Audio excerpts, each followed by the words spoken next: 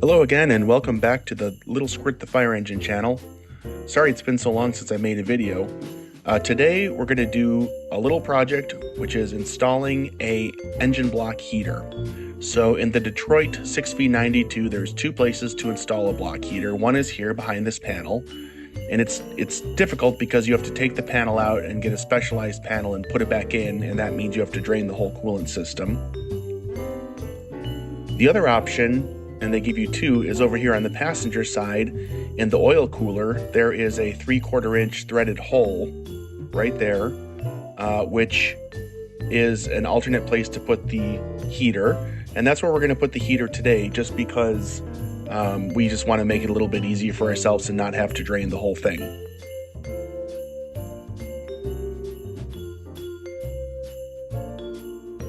So to start, this is the heater here. It's essentially just a big heating element that goes inside that hole. It threads in just like that, and then you thread on a 120 volt grounded cable to the other side. So we're going to put it right in that hole just like that. In order to seal it, I'm going to be using this stuff called True Blue. It's a liquid Teflon paste. I love it. It works great on a lot of different things. And I would recommend it if you can get your hands on it. Another brand that also works just as well is called Blue Monster.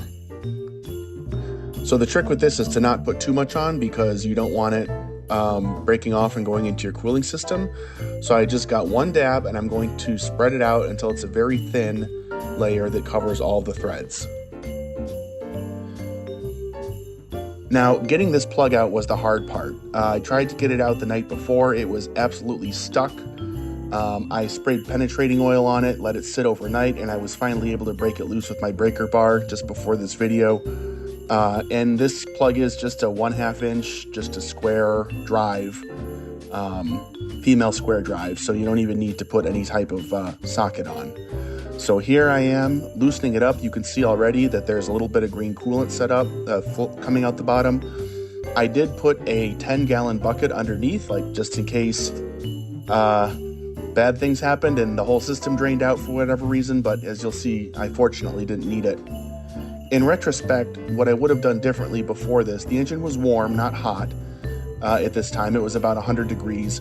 What I would have done is relieve the pressure out the radiator before I started to take this out, because as you'll see in a minute, as soon as I swap it, the initial moment that the plug is gone, it sprays all over everything. And I mean, it sprayed all over my shirt, my coat, it went in my mouth, it tastes terrible. And if I had just relieved the pressure first, I could have saved myself that problem. That said, it wasn't really a big deal. Once I got the plug out, I just quickly swapped the block heater back in and screwed it down quickly, and the leaking stopped almost right away. So it actually turned out pretty good. Here you can see me tightening the block heater into the hole.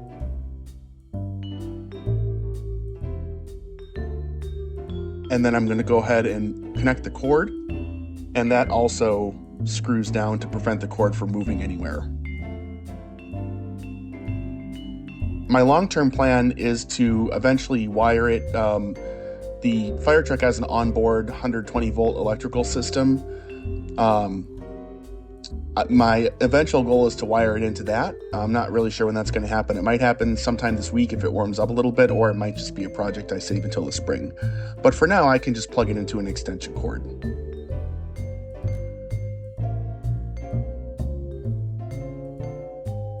All right, here goes. Hopefully nothing happens. I mean, hopefully something happens. All right, no sparks, no fire. And again, I was having a really good day. It only lost about maybe a cup of antifreeze, along with some sprinkles on the ground, but like that was it. So this is the next morning. As you can see, it's cold out today, it's snowing.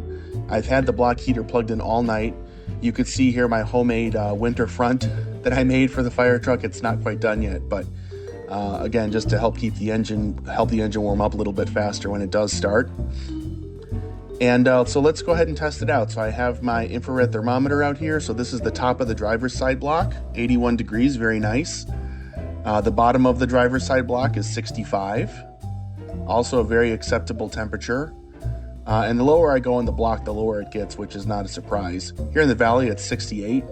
That sounds like I'm giving a weather report. Down in the valley, it's 68 and sunny. And over here on the passenger side, where the heater is, you can see that the oil exchanger is like 75. And you can see, whoa, it goes all the way up to a nice toasty 86 degrees up at the top end. So let's give this thing a whirl. I'll let you listen.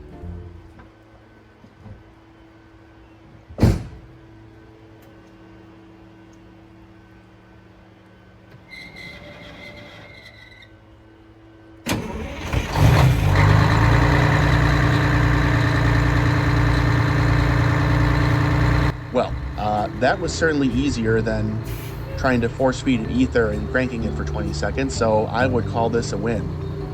Well, in any case, everyone, don't worry, I'm not dead, I'm still here, just had a busy year, and I'm going to be trying to post more videos soon. Have a happy new year.